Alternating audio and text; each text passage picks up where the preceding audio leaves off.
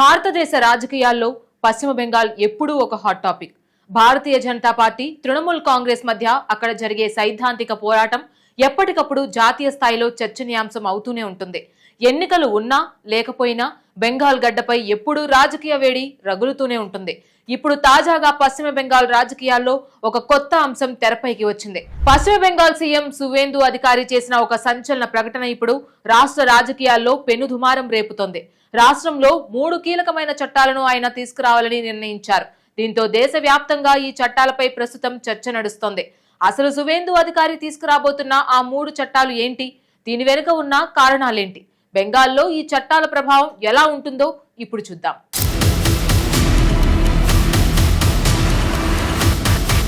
పశ్చిమ బెంగాల్లోని కొన్ని ప్రాంతాల్లో జనాభాపరమైన మార్పులు చాలా వేగంగా జరుగుతున్నాయని బీజేపీ చాలా కాలంగా ఆరోపిస్తుంది.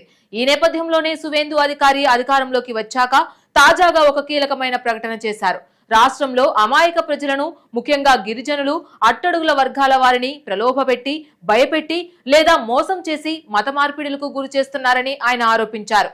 గతంలో టీఎంసీ ప్రభుత్వం ఓటు బ్యాంకు రాజకీయాల కోసం ఇలాంటి వాటిని చూసి చూడనట్లు వదిలేస్తోందని సీఎం విమర్శించారు. కానీ తమ సర్కార్ అలా సైలెంట్ గా ఉండదని తాజాగా చేసిన ప్రకటనతో వైలెంట్ గా చెప్పారు సీఎం సువేందు. డబ్బు, ఉద్యోగం లేదా పెళ్లి పేరుతో మోసం చేసి మతం మార్చాలని చూస్తే జీవితకాలం జైలు శిక్ష పడేలా అత్యంత కఠినమైన చట్టాలను తీసుకురాబోతున్నామని ఆయన వార్నింగ్ ఇచ్చారు.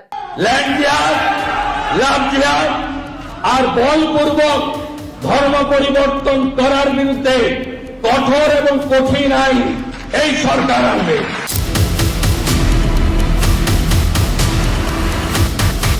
పశ్చిమ బెంగాల్లో కొత్తగా మత మార్పిడి నిరోధక చట్టం, ఉమ్మడి పౌర స్మృతి, జాతీయ పౌరుల రిజిస్టర్ వంటి 3 చట్టాలను తీసుకురావడానికి కొంత సమయం ఇవ్వండి అని సీఎం సువేందు అధికారి ప్రజలను కోరారు.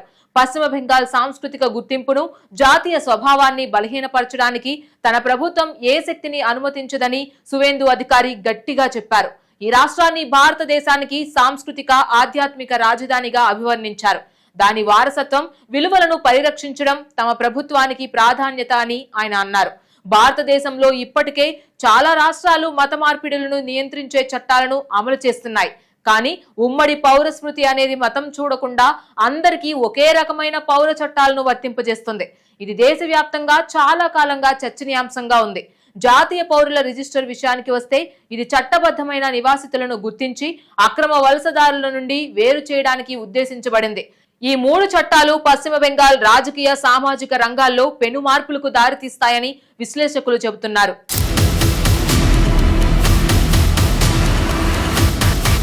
సువేందు అధికారి చెబుతున్న ఈ కఠినమైన చట్టాల గురించి వినగానే అందరికీ ముందుగా గుర్తొచ్చేది ఉత్తరప్రదేశ్. ఇప్పటికే యూపీ, మధ్యప్రదేశ్, ఉత్తరాఖండ్ లాంటి బీజేపీ పాలిత రాష్ట్రాల్లో మత మార్పిడి నిరోధక చట్టాలు అత్యంత కఠినంగా అమలవుతున్నాయి. ఇప్పుడు బెంగాల్లో కూడా అదే మోడల్ ను అమలు చేయాలని బీజేపీ భావిస్తోంది. సాధారణంగా ఇలాంటి చట్టాల్లో కొన్ని కఠినమైన నిబంధనలు ఉంటాయి. పెళ్లి పేరుతో గుర్తింపు దాచిపెట్టి మోసం చేస్తే దీనినే లవ్ జిహాద్ అని పిలుస్తారు. దీనికి 10 ఏళ్ల వరకు జైలు శిక్ష ఉంటుంది. ఎవరైనా స్వచ్ఛందంగా మతం మారాలి అనుకుంటే కనీసం 2 నెలల ముందే జిల్లా కలెక్టర్ కు దరఖాస్తు చేసుకోవాలి. కలెక్టర్ విచారణ చేసి అనుమతి ఇస్తేనే మతం మారాలి. ఎన్జీఓ సంస్థలు ఏవైనా ఫండ్స్ ఇచ్చి మత మార్పిడిలు ప్రోత్సహిస్తే ఆ సంస్థల లైసెన్స్ రద్దు చేయడంతో పాటు ఆస్తులు జప్తు కూడా చేస్తారు. బెంగాల్ లాంటి సున్నితమైన రాష్ట్రంలో ఈ తరహా నిబంధనలు తీసుకురావడం ద్వారా హిందూ ఓటు బ్యాంకును ఏకీకృతం చేయాలన్నది బీజేపీ వ్యూహంగా కనిపిస్తుంది.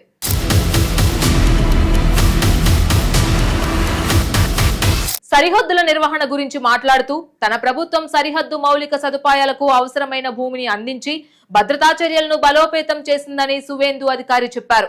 అక్రమంగా దేశంలోకి ప్రవేశించిన వారిని గుర్తించి తిరిగి పంపించడానికి అంతర్జాతీయ సరిహద్దుల వెంబడి ఉన్న జిల్లాల్లో హోల్డింగ్ కేంద్రాలను ఏర్పాటు చేసినట్లు కూడా ఆయన వెల్లడించారు. అక్రమంగా ప్రవేశించి భారతదేశ సంస్కృతి, జాతీయ భద్రతకు ముప్పు కలిగించే కార్యకలాపాల్లో పాల్గొనే వారిని తిరిగి పంపించేస్తామని ముఖ్యమంత్రి స్పష్టం చేశారు. అయితే పౌరసత్వ సవరణ చట్టం 2019 పరిధిలోకి వచ్చే వ్యక్తులకు, అక్రమ వలసదారులకు మధ్య వ్యత్యాసం ఉందని ఆయన గుర్తు చేశారు.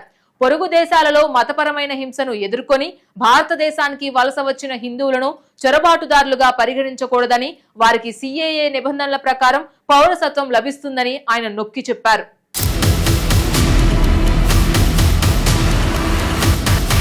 అంతేకాదు 1975లో విధించిన అత్యవసర పరిస్థితిని గుర్తు చేసుకుంటూ దానిని ప్రతిఘటించి హింసను అనుభవించిన వ్యక్తులను సత్కరించడానికి ఆగస్టు 9న రాష్ట్ర స్థాయి సన్మాన కార్యక్రమం నిర్వహిస్తామని సువేందు అధికారి ప్రకటించారు. అటువంటి వ్యక్తులను గుర్తించడానికి ప్రభుత్వ నిబంధనల ప్రకారం అధికారిక ధృవీకరణ పత్రాలను జారీ చేయడానికి లోక్ తంత్ర సేనాని సమన్వయ కమిటీని ఏర్పాటు చేయాలని ప్రతిపాదనను కూడా ఆయన ఆమోదించారు.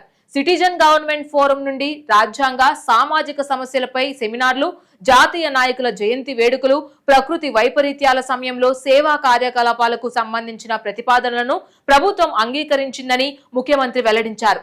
ఈ ప్రకటనలు పశ్చిమ బెంగాల్ రాజకీయాల్లో కొత్త అధ్యాయాన్ని ప్రారంభిస్తాయి.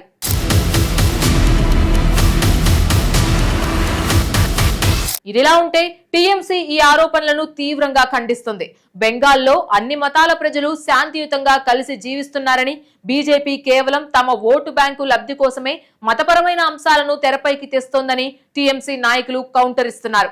రాజ్యాంగం కల్పించిన మత స్వేచ్ఛను కాలరాసేలా బీజేపీ పాలిత రాష్ట్రాలు వ్యవహరిస్తున్నాయని, బెంగాల్ గడ్డపై అలాంటి విభజన రాజకీయాలకు చోటు లేదని స్పష్టం చేస్తున్నారు.